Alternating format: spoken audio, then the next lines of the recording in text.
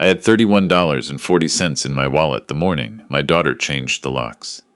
I know the exact amount because I counted it on the front porch, sitting on my suitcase in the November cold, trying to make sense of what had just happened. 3140. That was what I had left of 63 years of living, of a career, of a marriage, of a house I'd paid into for 22 years. The locksmith's van was still pulling out of the driveway when my son-in-law appeared in the doorway. He didn't say anything, just stood there with his arms crossed, looking at me the way you look at a piece of furniture you've already decided to throw out. My daughter was somewhere behind him. I could see her shadow on the hallway wall. She didn't come to the door. "You can't do this," I said. My voice came out smaller than I wanted it to. He shrugged. "The deed's in her name, Walter, has been for 2 years. And that was the thing that hit me hardest. Not the locked door, not the cold, the 2 years. Somewhere in the grief of losing my wife, somewhere in the fog of those first months when I could barely remember to eat, I had signed something. My daughter had put a paper in front of me and said it was for the estate, for the taxes. It would protect the property, and I had trusted her. She was my only child. I had trusted her completely. I picked up my suitcase. I didn't argue. I think part of me was still too stunned to argue.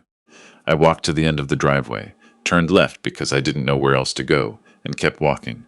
My wife, Joanne, died in March of that year. Pancreatic cancer. 11 weeks from diagnosis to the end. We'd been married 41 years, and I genuinely did not know how to be a person without her. She handled the finances, the paperwork, the appointments. I handled the yard and the car and fixing things around the house. We were a team in the truest sense, and when half of a team disappears overnight, you don't just grieve. You go stupid. You wander through rooms. You forget what day it is. You sign things. My daughter had driven up from Charlotte the week after the funeral. She stayed for almost a month, and I was grateful for that. Genuinely grateful. She cooked and she cleaned, and she sat with me in the evenings and let me talk about her mother. I thought she was being a good daughter. I thought she was healing too. I didn't understand until much later that she was also making phone calls, visiting a lawyer, drawing up documents. The house was mine and Joanne's. We'd bought it in 1998 for $112,000, a 3-bedroom ranch on a quiet street in Mooresville, North Carolina.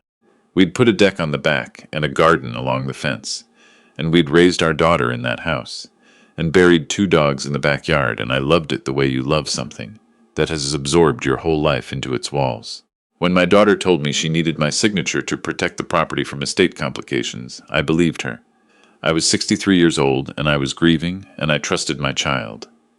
The notary came to the house on a Tuesday. I signed where she pointed. I didn't read it carefully. God help me, I didn't read it at all. So there I was in November, 8 months after Joanne's funeral, walking down a residential street in Mooresville with a rolling suitcase and $31.40, trying to figure out my next move.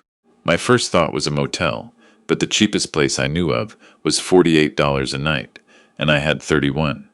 My second thought was my brother-in-law, Joanne's brother, but he lived in Asheville, and I didn't have a phone.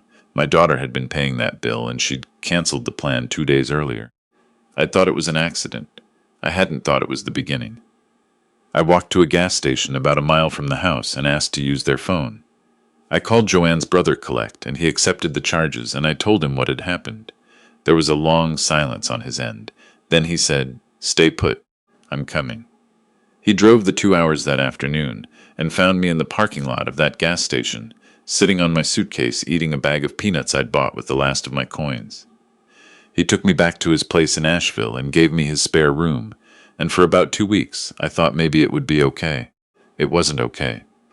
His house was small and his wife was kind but strained, and I could feel the weight of my presence every morning at the breakfast table. I started looking for options. I couldn't afford rent. My Social Security didn't kick in for another 18 months, and the small pension I drew from the county wasn't enough to cover even a studio apartment in that market. My daughter had the house. She had the car, too. It was in Joanne's name and had transferred to her along with everything else.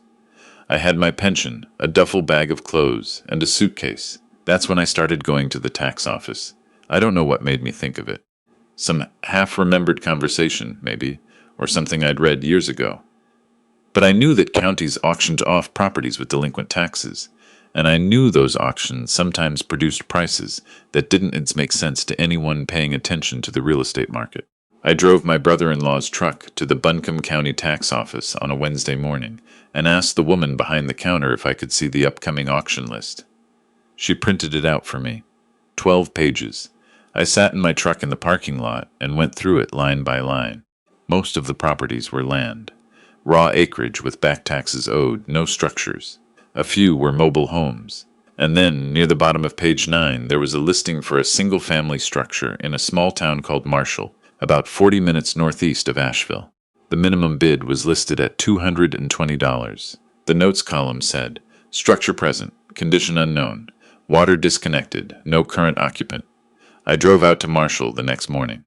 The house was on a gravel road off Route 25, sitting at the edge of a hill with a view of the French Broad River that would have been beautiful if you weren't distracted by the state of the building itself. The porch had partially collapsed on the left side. 2 windows were broken. The front door was unlocked, which is how I got inside, and inside was a story of slow ruin.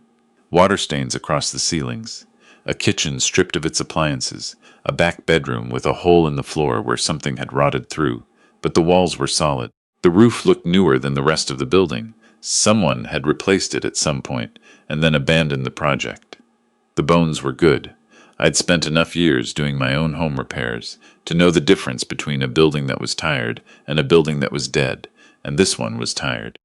I stood in that back bedroom looking through the hole in the floor at the dark crawl space beneath, and I thought about Joanne. About how she would have walked through this place touching the walls and saying, "Well, it's got potential." She always said that. About everything. It's got potential. I went to the auction the following Tuesday. There were 11 properties on the block. I sat in a folding chair in the county meeting room with my brother-in-law beside me and my stomach in my throat. When they got to the Marshall property, 3 people raised their paddles. I raised mine. We went back and forth, climbing in $20 increments, and I dropped out at 180 because that was my limit. Then one of the other 2 dropped out, and it was just me and a man in a green jacket near the back of the room. We went to 200, 220, 240. The man in the green jacket paused, dropped his paddle. The auctioneer said sold. $240. I owned a house. I had $9 left. My brother-in-law drove me out to Marshall that afternoon. He helped me carry my things inside, and then he stood in the doorway looking at the caved-in porch and the broken windows and the water stains, and he said, "Are you sure about this?" "No," I said honestly. He left me a 20 from his wallet, a sleeping bag, 2 blankets, a flashlight, a bag of groceries, bread, peanut butter, canned soup, crackers, a box of granola bars, coffee, and his old camp stove with 2 canisters of fuel. He said he'd come back on the weekend. I told him I'd be fine. I wasn't completely sure that was true. The first night was hard. November in the mountains is not gentle, and the house had no heat. I slept on the floor of the least damaged bedroom in my brother-in-law's sleeping bag with both blankets piled on top, and I listened to the wind come through the broken windows, and I thought about my daughter standing behind her husband in that doorway, staying in the shadows, not coming to the door. I thought about the fact that she'd been planning this. Not just the deed transfer, but all of it. The phone cancellation, the timing of the lockout, the fact that she'd waited until I had nowhere obvious to go. You don't do those things in a single afternoon. You think them through. You work backward from the outcome you want, and you arrange the pieces. My daughter had spent months arranging the pieces, and the piece she'd been arranging around was me. That night, in the cold, I made myself a promise. I was not going to disappear. I was going to fix this house, and I was going to figure out what she'd done, and I was going to make it right. Not out of anger, or maybe partly out of anger, but mostly because Joanne had left me that house. It was hers and mine together, and I was not going to let it be taken. The first week, I focused on the basics. I swept every room. I covered the broken windows with plastic sheeting I found in the crawl space. Someone had stored materials down there and left them. I patched the hole in the bedroom floor with scrap wood I pulled from the collapsed section of the porch. My brother-in-law came on Saturday with a space heater and an extension cord long enough to reach the electrical box, which still had power on an old account that hadn't been fully terminated. We got the heater running, and the place became livable in a basic way. A man named Theo ran the hardware store in Marshall, a narrow building on the main street that smelled like sawdust and WD-40. I went in that first week to price lumber, and he asked me what I was working on. I told him I'd bought the old Prentice place. That was apparently what locals called it, and he looked at me for a long moment over the counter. "You bought that place to live in it?" he said. "Yes, sir." He looked at me for another moment. Then he said, "Come back Thursday. I'll have some things set aside for you." I didn't know what he meant until Thursday when I came back and found a stack of lumber off to one side, marked with a piece of masking tape that said Walt. No charge. Beside it was a box of nails, a caulking gun, 2 tubes of weather stripping, and a handwritten note that said, "Knew the Prentice family. Good people. Good luck to you." I stood in that hardware store, and I had to take a minute before I could speak. You get to a certain point in a bad stretch, where unexpected kindness doesn't just warm you. It nearly breaks you open. I bought what I could afford, and took the donated materials, and said thank you more times than was probably dignified. I started fixing the porch that afternoon. I want to be honest about those first 2 months, because the honest version is harder than the tidy version. There were days I couldn't get up. Not physically. I mean, I would open my eyes in the morning and the weight of everything would press down on me, and I would lie there on the floor in my sleeping bag staring at the ceiling and just not move for an hour, sometimes 2. I'd lost my wife. I'd lost my house. I'd lost whatever image I had of my daughter as a person who loved me. Those 3 things together make a kind of grief that doesn't have a clean name. I ate the groceries my brother-in-law had left me slowly, carefully, making them stretch. Peanut butter on crackers. Soup heated on the camp stove. Granola bars split in half. When those ran out, I walked the 2 miles to the Dollar General in town and bought more with what I had. I am not going to pretend I wasn't hungry sometimes. I was. But I was never without food entirely. I want to be clear about that. Because my brother-in-law called every few days, and twice that first month he drove out with more supplies. And Theo from the hardware store started leaving a paper bag at the register whenever I came in. A sandwich. An apple. A container of soup from somewhere. He never made a production of it. He'd just nod at the bag and say, "That's for you." The work helped more than anything. When I was fixing something I wasn't thinking, I reframed the porch. I rehung the front door. I replaced the broken windows with second-hand panes I found at a salvage yard in Weaverville. I patched the ceilings and put weather stripping on every gap I could find, and slowly, week by week, the house stopped being a ruin and started being a project, and then my daughter found me. I still don't know how she tracked me down. Property records, maybe, once the tax auction appeared in the county's public database. Or maybe she hired someone. All I know is that one gray afternoon in January, 3 months after she'd changed the locks, a car I recognized pulled up the gravel road and stopped in front of the house. She got out alone. Her husband wasn't with her, which surprised me. She stood in the yard looking at what I'd done, the repaired porch, the new windows, the fresh paint I'd started on the exterior trim, and something moved across her face that I couldn't quite read. Then she looked at me. "Dad," she said. I didn't answer right away. I was standing on the porch with a paintbrush in my hand, and I just looked at her. "I need you to sign something," she said. "I bet you do." She took a step toward the porch. "There's a buyer interested in the Mooresville house. It's a good offer." But the title search flagged a potential issue with the transfer. Because moms will mention the property jointly, the attorney says there might be a claim. If you sign a quitclaim deed, it clears the title and we can close. I set the paintbrush down slowly on the railing. "So you need me to officially give up my claim," I said. "It's just a formality. I looked at my daughter for a long time. She was 40 years old. I had taught her to ride a bike in that driveway in Mooresville. I had sat up with her through 2 rounds of pneumonia and driven her to college and walked her down the aisle. And she was standing in my yard asking me to sign away what remained of her mother's estate so she could pocket the proceeds. "No," I said. She didn't take it well. What followed was the hardest month of the whole ordeal. She came back twice more with her husband, and the conversations were louder and uglier. He made references to legal action, to contesting the pension allocation, to information he claimed to have about decisions I'd made during Joanne's illness. I still don't know exactly what he meant by that, but the implication was that he could make things difficult for me if I didn't cooperate. I had trouble sleeping. I started checking the door twice before I went to bed, which is something I'd never done in my life, and then my truck had a problem. My brother-in-law had lent me his old Chevy pickup on a longer-term basis by then, and one afternoon coming back from the salvage yard, the brakes went soft on Route 25. I managed to slow down and pull off, but it was close. There's a curve on that road with a steep drop on one side, and I came through it at a crawl holding my breath. I drove it to a mechanic in Marshall, a quiet man named Dex. Not Dex, wrong name. I'm not going to use his name. A mechanic in town I'd gotten to know a little. He put it up on the lift, came back out 10 minutes later, and looked at me with an expression I couldn't read. "When'd you last have brake work done on this?" he said. "It's not my truck. My brother-in-law, he'd have to tell you." He walked me back in and showed me. The brake line on the rear left had been cut, not worn through. Cut. Clean enough that someone knew what they were doing, and ragged enough that it wasn't meant to be found right away, meant to fail gradually, unpredictably, on a curve somewhere. I stood under that truck looking at that line, and I thought about the curve on Route 25. I thought about my son-in-law standing in my yard making references to things he could make difficult. I sat down on a stool in that mechanic's garage, and I didn't say anything for a while. I called my brother-in-law from the shop phone and told him what the mechanic had found. He was silent for a long moment. Then he said, "Walter, you need to go to the police." I went that afternoon.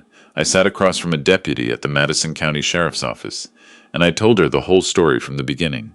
The deed transfer, the lockout, the visits from my daughter and son-in-law, the brake line. She took notes the whole time without interrupting. When I finished, she asked me to wait and went to speak with someone else for about 20 minutes. When she came back, she said they'd be looking into it. I didn't know what that meant in practical terms, but I drove back to Marshall feeling, for the first time in months, like I wasn't entirely alone in this. It took 6 weeks. 6 weeks of deputies showing up at the Mooresville house asking questions. 6 weeks of a state insurance fraud investigator, because as it turned out, there was a life insurance policy on Joanne that I hadn't known about, one my daughter had taken out years earlier and named herself beneficiary, which was legal, but which combined with everything else started to paint a picture. 6 weeks of me finishing the back bedroom and getting the water heater replaced, and Theo's nephew helping me retile the kitchen floor. The arrest came on a Thursday afternoon. My son-in-law was charged with felony tampering with a vehicle, the brake line, and my daughter was charged with deed fraud and elder financial exploitation, which is a specific statute in North Carolina that I hadn't known existed until my brother-in-law found a legal aid attorney who did. I found out from my brother-in-law's phone call. I was on the porch when he told me. I sat down on the step I'd rebuilt from salvaged lumber and looked out at the hill and the river in the valley below, and I didn't feel what I expected to feel. I thought I'd feel relieved or vindicated, or something that moved in a clear direction. Instead, I just felt tired and sad. The kind of sad that doesn't have anywhere to go because it's not about the situation anymore. It's about the person. It's about the fact that your daughter did this. It's about the 40 years of a life that produced this outcome. That's a grief you can't really resolve. You just have to carry it. The legal aid attorney filed to have the deed transfer voided on the grounds of fraud and undue influence. I'd been in a documented period of grief and incapacity when I signed, and several of Joanne's friends were willing to testify about my state of mind at that time. The county title examiner found irregularities in the notarization that the attorney said were significant. It took almost a year.